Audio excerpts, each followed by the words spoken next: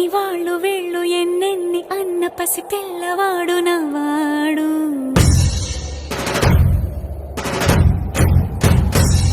విడుముండోడు అని ఊరు వాడ అనుకున్న గాని మహారాజు నాకు నవ్వాడు.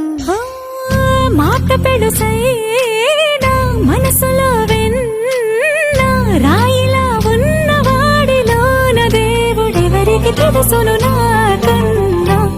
సూసేకి అగ్గిరవ్వ మాదిరే ఉంటాడే నా సావే.